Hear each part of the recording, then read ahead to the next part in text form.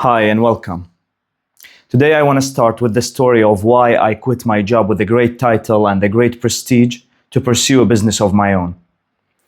So it was a Tuesday afternoon. I was at the gym when I got the call from the manager that I will work under, that I got the job, to get the news. And of course, that was after 4 interviews, very painful ones, and a lot of negotiations about my salary and my vacation days and all of that. You guys understand.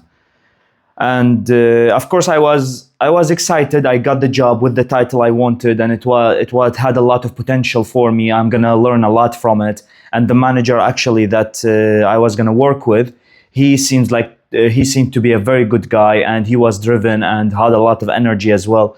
While I was talking to him during the times I met him during the interviews. So, like, I was excited, and the company was okay. When I went there the first day, I felt a very weird energy in the whole organization. I felt that people were moving very slow. They were not trying to do their job. They were trying to do their job in a slow way, in a slow pace. And that was very scary for me. But the first day I was like, okay, let me give it a chance. I think I'm exaggerating because I came from almost a startup mentality to this. So maybe it is what it is right now. And I'm just comparing, so I should not compare. Maybe I should give it a chance. So the first day went on, and I talked to people, introduced myself. People were nice to me. And of course, I got some comments here and there about, we will not be working together, or you will be working with the managers, not with us. And maybe you should not talk to us and stuff like that. If you can imagine, that's on my first day. People that are going to be in my team were saying something like this. But I gave it a chance. I went there the second day, the same feeling happened as well. It was a very heavy feeling in my chest that this is really a weird atmosphere. This is really something that I cannot be part of. Because everyone was moving so slow. Everyone, when they were talking, there were so much political games. I felt on the second day, can you imagine that? On the second day, I felt so much political games, so much backhanded meanings in the sentences that people were saying the whole time. And I really felt like, what is going on? Is this normal here, or what is the idea behind all of those games that people were playing here? And I talked to some people, of course, because, like in the first day, second day, you start to connect to some people. You can feel that there is more like a connection between the two of you. So I took like a guy on the side, and we went into our room, we got some coffee, and I started talking to him because he was going to work under me, of course. And I wanted to create, okay, let's create a relationship with this guy. He seems to be cool, he seems to be driven. So when I was talking to him, the first thing he said to me, I'm gonna give you advice here because I understand you're gonna be like a senior to me, but I am much older than you, and I have been here for like 10 years. You need to calm your energy a little bit. You need to slow down if you're gonna survive here, because everything goes so slow here, and it's so much political games and so many levels that every decision needs to go through for it to happen. So it's like everything will take a lot of time. So you need to slow down. And while I was hearing that, I was thinking, what kind of organization works like that? Like, how will you even achieve anything when you are slow, and everyone in the organization are like, they know they're slow, they know they work slow, and even the new people who comes with new energy, they will tell them, slow down because you will not survive here. The whole time I was thinking about that, like, what kind of organization are you guys? How can you even stay here and survive here? But that was at the end of the second day, and I'm like, okay, let's go home, let's call it a day. And already at that time, my wife has already started telling me, like, what's wrong with you? Why do you come looking like a zombie? After, like, it's only the second day. I'm like, no, it's just like, it's a different type of energy, and I didn't want to judge it too much. So I said it's a different type of energy, and I think like it's just slow in the beginning, and we will see, maybe it will get better. On the third day as well, I met the same feeling directly when I walked into the door, and the person who I was supposed to take over started talking to me a little bit more because she was busy And of course, I understood after that she was resentment because I was taking her job. But she pretended to be busy. But then the third day, she had to talk to me because she had to do a handover. So while she was talking to me, she was giving me all these like advice about the negative sides of this work and how, yeah, everything is slow here and you need to understand who to talk to because otherwise you will not get things done, and people don't do things according to what they are supposed to do. They do it according to what they think it should be done. So I heard a lot of like negative things the whole time from her as well, and that was the whole day. So the third day I got like, then I didn't know what to do. I booked a meeting with my manager and I talked to him a little bit. I was like, what is going on here? Like, why is this happening? Every time I walk in, the energy goes very low, and like I can feel everyone is so slow, and it's so messy, chaotic everywhere. Like there is no real structure, and everyone, like the woman I was supposed to take over from the position, she said everyone does exactly what they want. No one does it according to how they are supposed to do it. And he was like, yes, it is a problem we have there, and we are supposed to do certain things according to like laws, because this was a corporate that was managed a lot by the law as well, and by the country itself, the government itself. So, and he started talking about it, and then he started pointing at me. Maybe I can change that, and maybe he was seeing so much potential in me because I come with new energy, young energy, and he wanted me to drive the change into like making it better. And I'm like, honestly, I was sitting there. Yeah, I am used to driving change. That's literally my job. I am change leader, and I always change managers, change leadership and cultures.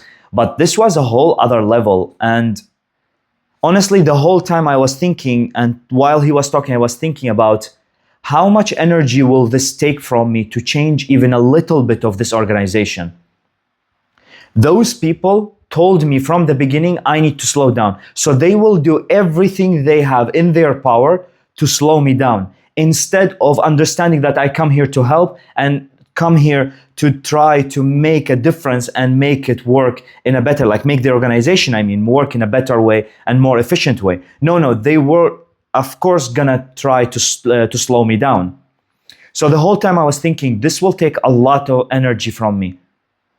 And it's not only about those people, because this manager, he was nice and he was very driven, very sharp. He would say like things according to how they are. Like he wouldn't like hide stuff. But at the same time, he said also, it's not only the people who are working, it's also the leadership. The leadership had that style as well. Everything was so slow. Everyone thought they should do stuff according to what they think. And it had like a lot of layers, a lot of political games everywhere. In the leadership, in the engineers, and the technical people, even the support staff, all of them played the same weird games. So honestly, I was sitting there, and that was the third day.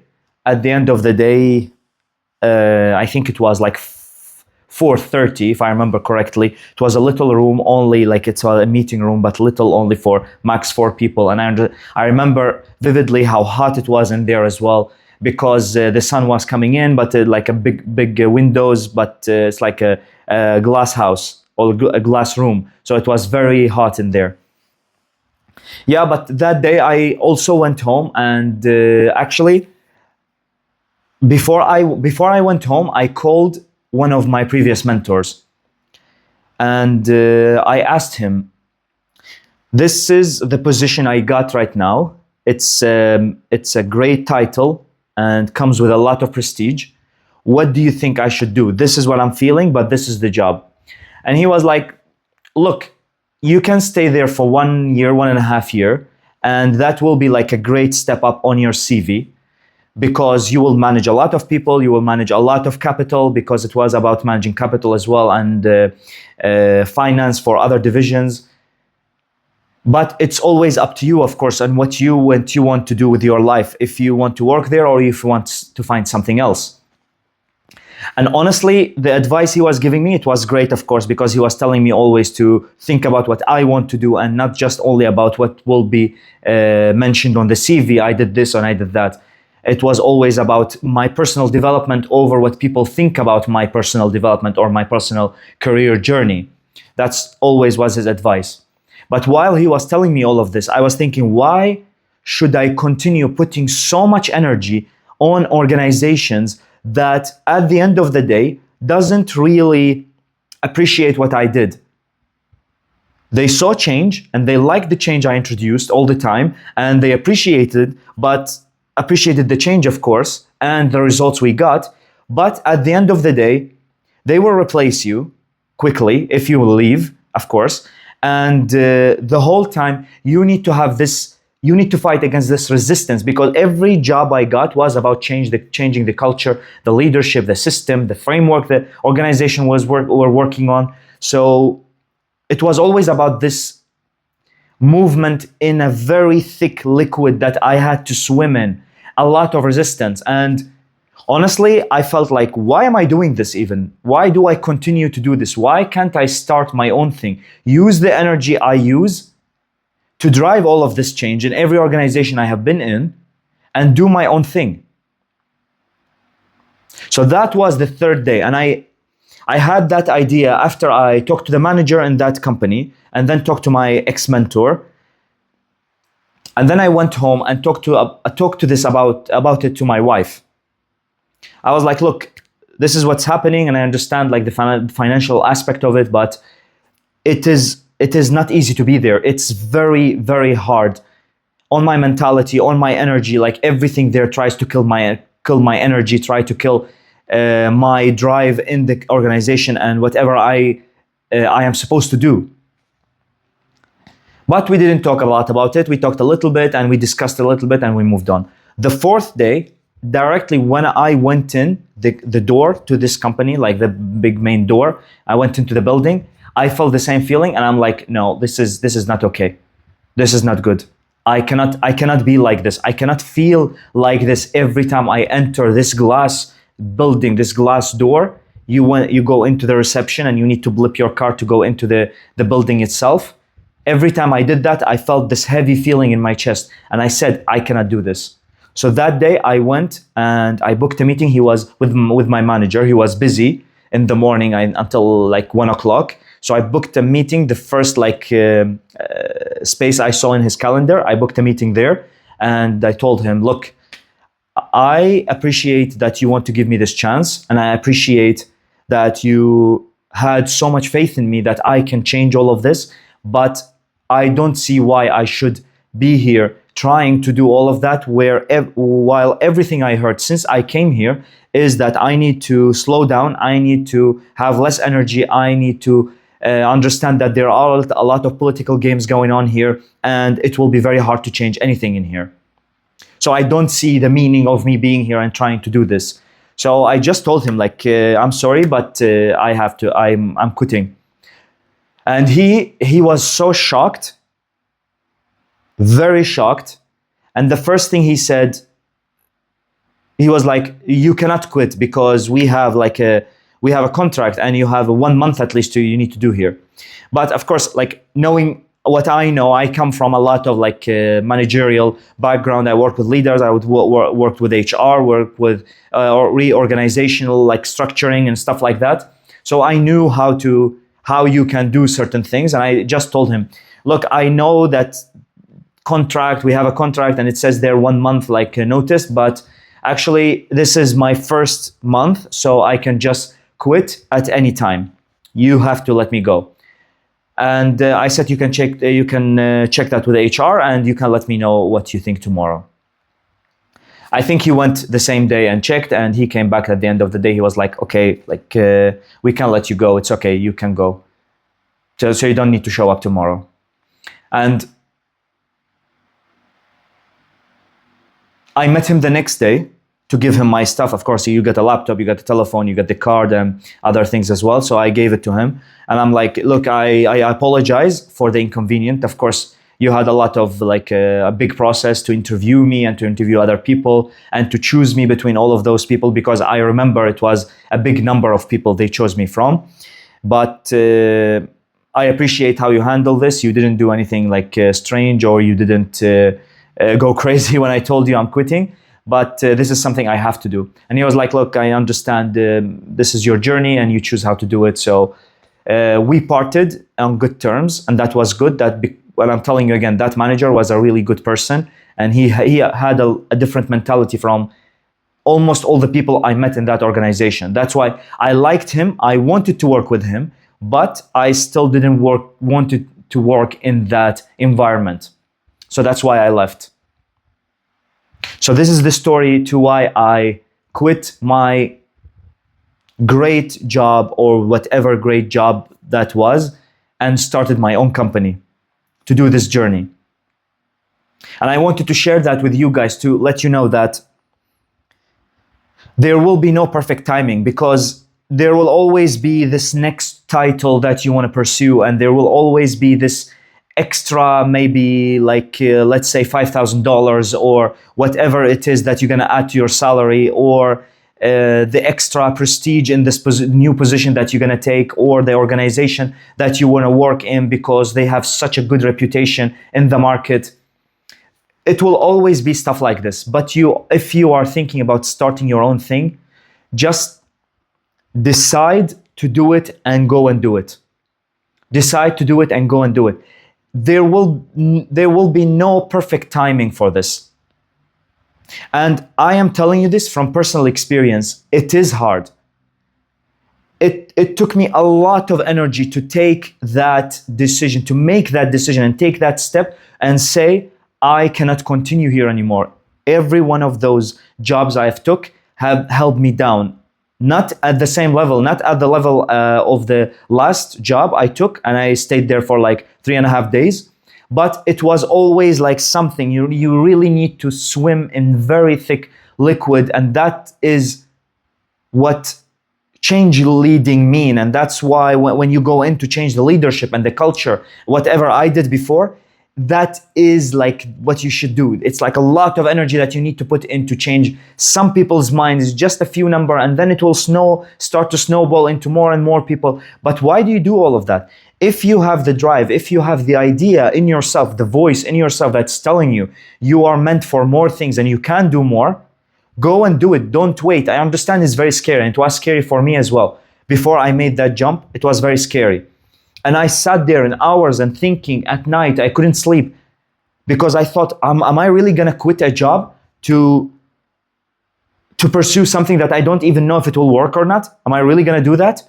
But I did it, and I am doing it still right now. And it hasn't showed a lot of results, just little results, just like a little light at the end of the tunnel I'm starting to see. But still, it's very scary and it's a lot of unknown. But I'm telling you, it's exciting, and you should go and pursue that now when you can. If you have the opportunity, there will never be a perfect timing to do something like this. So go and do it right now. And talking about the perfect timing, right now, many people are struggling. You can see it in the world. It's already starting. Many people are struggling to keep their jobs, or they are losing their jobs, and they're not finding the same job anymore because the market is shrinking step by step, but actually quickly right now because of AI.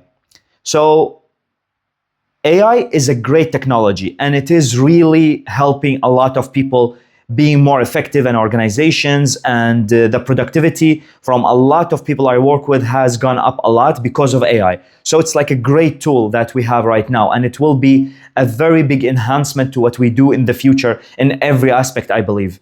In in technology, in medicine, in teaching, and like everything, understanding the world, understanding the environment, understanding like biomedicine, medicine itself, everything will be enhanced by having AI with us.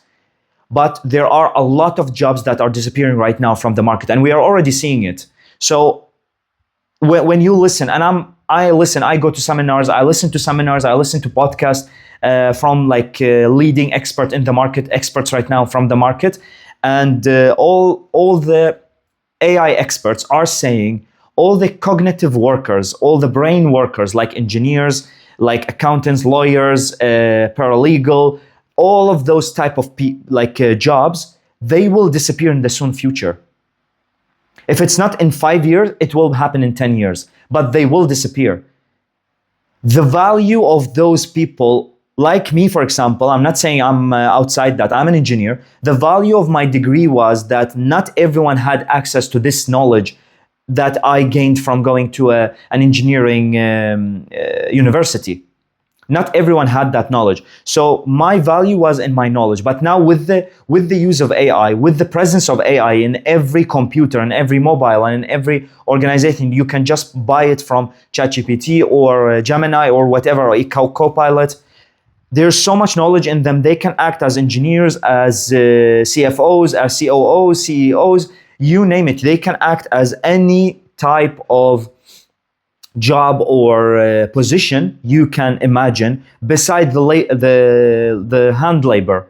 Like if you're gonna fix electricity or the pipes or whatever, that is not here yet. AI cannot handle that. But almost every job that has to do with the brain, with thinking, with coming up with solutions and looking at numbers and solving problems, AI is already taken over those jobs. So if you are thinking about creating something new, creating your own business, creating your own presence in the market, now is the best time. You should not wait, because the majority of the people are still trying to survive in the traditional market and in the traditional way of how we see jobs and that positions in the companies. But that will disappear soon. So right now, there are very few people who are starting to move into new markets with like thinking outside the box. But soon, in 5 years or 10 years, the majority of the people will be forced to do that. And then it will be much harder for people to grab a position or grab like a piece of the market by them, because the competition will be very high. Right now, it's low. It is now when you should try to go into the market and do something new. Try to like think outside the box and take advantage of what opportunities there are. Because AI actually creating, not only taking jobs or taking like taking over jobs, but AI is creating a lot of opportunities right now. So for example, me and my partner are working on an AI tool that is like an AI coach. Because I have worked as a coach for a long time, I know what material to use, what books to use, what type of people that we should, like a coach should learn from and listen to. All of that I gathered in like a bundle of information, and we have trained an AI to use that information and be a coach for people. If it is about leadership or personal development or mindset or you name it, all of these concepts, that this AI tool that we are developing right now can handle it and can coach people or leaders, or even, I believe in the future, organizations into how to act in the best possible way on those positions. So AI is creating a market for all of this. But the traditional market is disappearing step by step. You may not notice it as much right now, but if you really pay attention, you will understand that there are a lot of jobs that are shrinking with time. Because software engineers, like for example, 5 years ago, software engineers were such a hype. They were everywhere and they were so like wanted in a lot of companies, and their salaries were so high. Right now, one software engineer can do the job of 10. So a lot of software engineers are out without a job actually. Same thing with a lot of like engineers or project managers or whatever, these like cognitive workers that we talked about. So it is happening, but it's happening slowly right now, but it will happen. It will become faster and faster and faster the more we go into the future. So right now is the perfect time for you to go and grab a piece of the market. If you have an idea, if you have like you see a problem and you want to solve it for people, create value for people and for yourself, now is the perfect timing, before everyone understand that the traditional job market is gone and everyone needs to create their own value or their own idea and start to think outside the box. Then the market will be saturated-ish. Yeah, and of course, this journey will teach you a lot, really a lot. So actually, one thing that I want to talk about in this video that I think is very important for everyone who's starting their journey right now in this type of market that we are experiencing at the moment is storytelling. So storytelling is such a crucial skill for every founder and for every entrepreneur. You need to know how to tell a good story, because with your stories, you give life to your ideas. That's such a beautiful concept. And I heard One of the, I don't remember who it was actually right now, but one of the great names right now in the business world, he had a video. I don't remember who it was, but someone said something about, it was actually Daniel Priestley. He said this. He said you should imagine a child coming in and talking about a rock when they found a rock, and look, Dad, this rock is so beautiful, and look at it, and from here it has this color, and from the other side it has another color, and it's shaped as an egg, and all of that. And you imagine this child just gave this rock that is meaningless. You wouldn't even look at it a life, because he brought it up. He was looking at the colors of it, and he was looking at the shape, and he was bringing it to you and showing it to you. This is storytelling. This is what every founder should learn how to do, because you need to give life to your ideas. And since I started, of course, from the beginning, since I always did lectures and seminars and presentations and coaching, I learned storytelling quite early, actually. But now, even more, I'm focusing on storytelling. I'm trying to learn how to start telling a story, how to finish telling a story, how to add some sort of tonality to my voice, how to go up sometimes and then go down sometimes, and understand how to pause in order for the person in front of me to process the information I am giving them.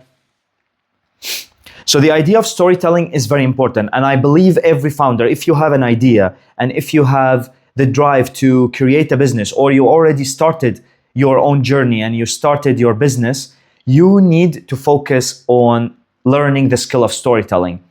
Because one other important reason for it is that I'm sure you understand, if you have already started your business and you understand how the market is, or you are going to start a business, you need to understand that social media presence is crucial. You need to be on social media. Marketing is social media, and social media right now, everyone is talking about it. Every big name in marketing is talking about this. If it's Gary Vee, or Alex Hormozi, or even the guy from the Diary of a CEO, all of them are talking about marketing, and it is done through social media.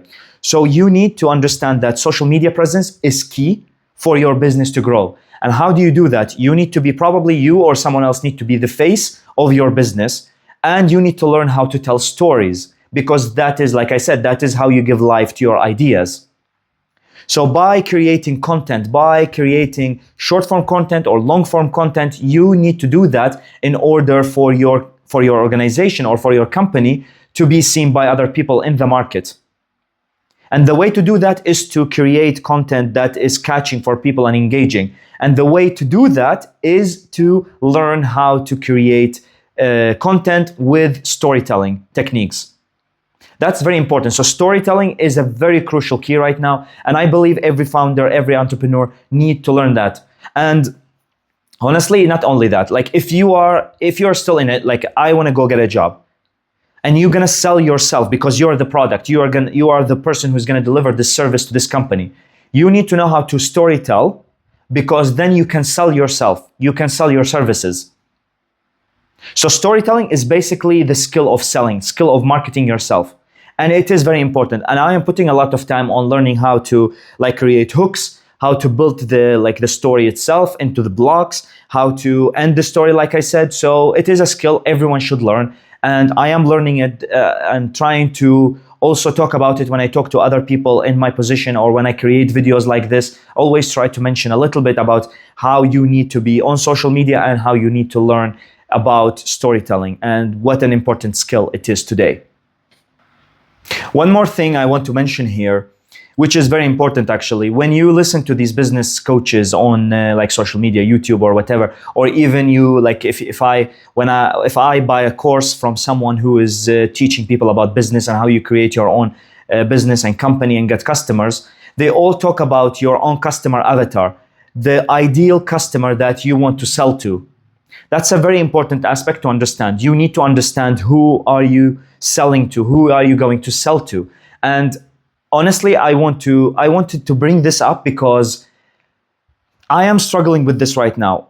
my content is a bit varied. It's not the same type of content the whole time. So for example, on LinkedIn, I talk about leadership, I talk about change management, or I talk sometimes about what type of personalities you have in your team and how to handle them. I talk about conflict handling, and even sometimes I put videos about how you should pursue like your goals and how you should create visions for your goals that you want to achieve and all of that. But on YouTube, it's mostly stuff I talk about is about the younger generation and the business that I'm trying to create right now, like a founder journey and the market that we are experiencing right now, and what are the challenges and what can we do about it, because with every challenge we have opportunities, of course. So it is like my content is varied, and I am struggling right now to say that this one avatar is my ideal customer, because sometimes I see with my, like for example, LinkedIn content, I see that my ideal customer is a mid-range to higher range manager in companies that can bring me in to do some change work, for example, for them, or to teach their leaders, or to do some seminars about how to drive change in organizations. You get the idea. But from my, for example, YouTube, sometimes I see that my ideal customer can be someone who is, for example, having some doubts in life right now, or having some challenges in life, and they want some guiding in their life and how they should tackle certain aspects in these challenges they are facing, for example. So I am struggling with finding one avatar that I need to focus on right now. But the idea with what I want to talk about here is that even though I have 2 or 3 avatars, I'm still focusing when I do my videos on those avatars. So I think it's very important for you, if you're going to start your own journey, or if you are already doing that but you have missed this part, I think it's very important for you to understand this part, to understand that you need to sit down and on paper write down exactly what this person that you want to sell to has, for like what the needs they have, and what type of person they are, where do they live, for example, what type of how much they earn, and what challenges they have in their life. Everything you can imagine, you can put it on paper, and from that you will understand how to target that audience. That will make it so much easier for you, because if you don't understand, your targeting will be very fluffy.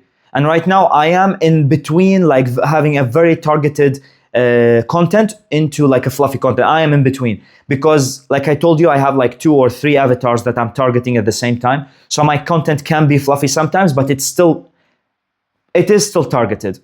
But if you can sit down and just say this one avatar is my target, it will be much easier for you to create content, much easier for you to understand how you shape your product. Because one important thing as well when you are targeting someone is to create the perfect offer for them, the perfect product for them. If you offer services, then you need to create a perfect offer for this avatar. And if you don't understand your avatar, you will never be able to create the perfect offer for them. So it's very important to understand this aspect. It's very important to understand who am I trying to sell to, and then tailor an offer according to that persona. First, create the persona, create the avatar, and then create the perfect offer for them. The last thing I want to talk about in this video, and to not make it too long, this is actually an honest view from me to you, if you are still here and still listening, about how this journey looks like. You need to understand this, because there is a lot of hype right now on social media that people are getting results in 2 months or 3 months or 6 months even. And I'm very happy for you if you get that result. But if I'm gonna put out content that is all about the truth right now, I need to tell you this will take time. You need to understand that. You need to be comfortable in the idea that this will not be a quick journey, and from the first day I will be making a lot of money, I will be seeing a lot of results. It is not like that. If you want to create something that will last, you need to understand that it will take time. You need to build strong foundations. Those foundations can vary from business idea to business idea. For me, for example, I have talked about this in another video. I am trying to create a strong social media presence right now on LinkedIn, YouTube, TikTok, and even something on Instagram as well, a little bit, just for people to see me on different social media platforms, and then to listen to me and understand what I'm trying to like help people with, what type of value I'm trying to provide. And then maybe I can start talking about my own business. So I'm trying to build the foundation, and at the same time I'm learning how to build the perfect offer for the people I'm trying to have as customers, and learning the journey of creating the business all together, of course, at the same time. But I want to tell you here, you need to expect that this journey will take a lot of time. It will take time. It will not be easy. So, of course, you will never understand it until you do it. But I don't want you to go into something thinking that it will be so fast, because I put like, let's say I put 50 pieces of content on TikTok, I'm going to start making money. Maybe that will happen to you, and I will be very happy for you. And please let me know how you did it, because that is not the norm. The majority of the people, it will take time for them. They will put a lot of content, and they will have this long and slow journey of creating step by step an audience that will listen to them and trust them, and then they can start to delivering value for those people, and then those people will give back some sort of value, which is of course money for the people who is providing this value. So nothing has prepared us before for this, and nothing will prepare you for it. It doesn't matter how much I say it, of course.